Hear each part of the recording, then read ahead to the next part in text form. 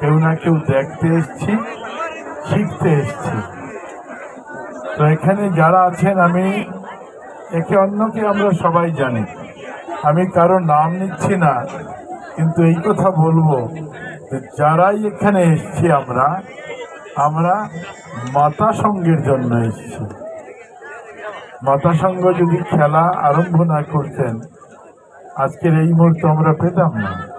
সবার পক্ষ থেকে মাতা সংঘকে আন্তরিকতার সঙ্গে ধন্যবাদ, কৃতজ্ঞতা জানাই। ভাই রূপম বলেছেন, এই মাঠে অনেক খেলা হয়েছে, খেলার এই পরম্পরা কোনো কারণে একটু এদিক সেদিক হয়েছে, বাট মাতা সংঘ বেশ কয়েক বছর থেকে এই পরম্পরাকে আবার তার জায়গায় নিয়ে আসার জন্য পরিশ্রম করে যাচ্ছেন। আমরা সবাই মিলে পরম পিতার কাছে প্রার্থনা করব মাতা সংঘের মাধ্যমে যাতে আগামী দিনে এই অঞ্চলের খেলার মাঠে, এই অঞ্চলের খেলার যারা আমরা খেলাপ্রেমী মানুষ, প্রত্যেকের মনে যাতে তারা উৎসাহ যোগাতে পারে। খেলা সম্পর্কে বলার এখানে প্রয়োজন নেই, আমরা সবাই জানি খেলায় কোনো ধর্ম নেই, কোনো মত নেই, কোনো বিভেদ নেই, কোনো রাজনীতি নেই। খেলা এমন এক জায়গা, মাঠ ময়দান এমন এক জায়গা যেখানে আসলে মানবতা একাকার হয়ে যায়, যেখানে আসলে সব ধর্ম একাকার হয়ে যায়, সব সংস্কার সংস্কৃতি একাকার হয়।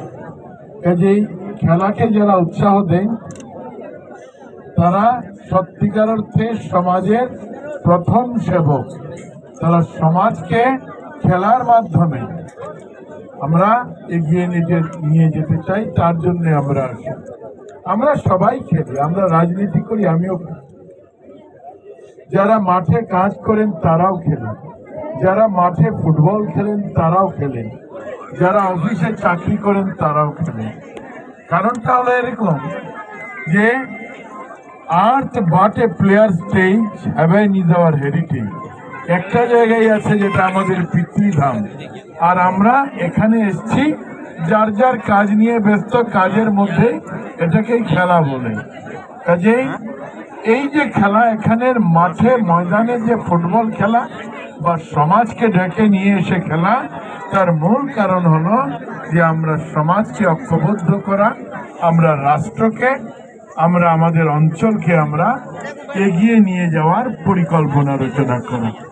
আমি এখানে বক্তব্য রাখতে আসিনি, খুব ভালো লেগেছে।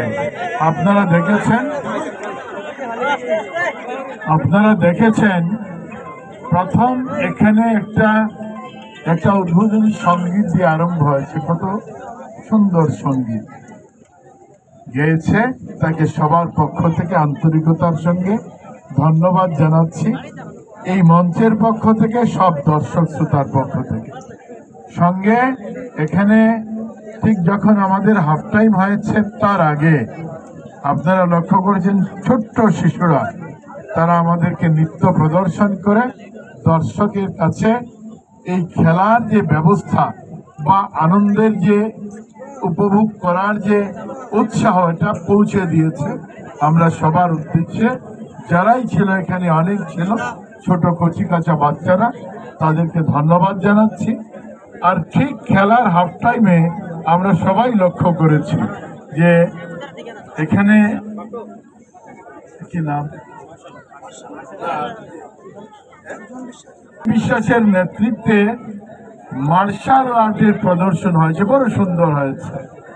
প্রয়োজনীয়তা আছে সেলফ ডিফেন্সের, প্রয়োজনীয়তা আছে যুবা সমাজকে তার শক্তির পরিচয় করিয়ে দেওয়া।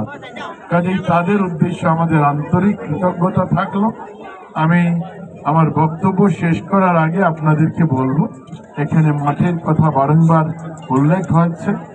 এই মাঠটায় সবসময় আমরা দেখি যে যারা দর্শকরা আসেন বড় কষ্ট করে তারা খেলা উপভোগ করে। তার আগেও চেষ্টা হয়েছে, কিছুদিন আগে একটা আমাদের মিনি স্টেডিয়াম, এটাও প্রায় 10 কোটি টাকার, মাটির যে পরিধি আছে ওই পরিধিতে হয়নি, যার জন্য এটাকে অন্যত্র ডাইভার্ট করে কাজ চলছে এটারও। আর আমি মাননীয় মুখ্যমন্ত্রী মহোদয়কে বলেছিলাম, ডক্টর হেমন্ত বিশ্ব শর্মা মহোদয়কে, যে এখানে একটা স্টেডিয়ামের বড় প্রয়োজন। সামান্য মাটি এদিক সেদিক আছে, যাই হোক এটাকে মিনি স্টেডিয়াম বা স্টেডিয়াম এ ধরনের কিছু না বলে মাননীয় মুখ্যমন্ত্রী এই মাঠকে, এটা আমরা সবাই জানি, আমাদের এখানে সিসিজেসি স্কুলের মাঠ, এটা আশেপাশের আরো কিছু জায়গা নিশ্চিতভাবে এখানে আছে। তিনি 10 কোটি টাকা ঘোষণা করেছেন। আগামী দিনে এই অঞ্চলের যারা নাগরিকরা আপনারা সহযোগিতা করবেন, এটা আমাদের এসেট তৈরি হবে। আজকের দিনে যারা খেললেন তাদের ব্যাপারে বলার তো আবশ্যকতা নেই, আমরা যারা ছিলাম সবাই আমরা দেখেছি। আর আমার মনে হয় এ ধরনের প্রাণবন্ত খেলা আমরা বেশ কিছুদিন থেকে সম্ভবত দেখিনি। দুটা দলের মধ্যে এত প্রাণ ছিল, এত প্রাণ, 2-2 গোল হয়েছে। তারপর আমরা ট্রাইব্রেকারে গিয়েও শেষ হচ্ছিল না। তখন দেখলাম কোন একটা দল, নাম বলছি না, সব দলই আমাদের, তখন দেখলাম যে একটা দল 1 গোলে এগিয়ে গিয়েছে। আর তখন একটা কথা আমার মনে হয়েছে যে আমরা যারা খেলি, মাঠে বলেন, ঘরে বলেন, যেখানে বলেন, শিক্ষাঙ্গনে বলেন, খেলা খালি ফুটবল খেলা নয়, পড়াটাও খেলা। কে ফার্স্ট হবে, কে অ্যাচিভ করবে, উইল বি দ্য ফার্স্ট, কে তার টার্গেটে যাবে, ওইটাই হচ্ছে খেলা। যারা স্টুডেন্ট তারাও খেলে, কোন জায়গায় খেলে, কে পাস করবে, আর ওই পাসটাই তার টার্গেট, তার অ্যাচিভমেন্ট, তার গোল। এই ক্ষেত্রে আমরা অনেক সময় আমাদের উপর নির্ভর করি, কিন্তু তার উপরও যে আরো কেউ আছে এটা আমরা বিশ্বাস করি না। আজকের খেলা এটা আমাদেরকে শিখিয়ে দিয়েছে। এক জায়গায় কেউ বলেছিলেন, फानुस बनके फानुस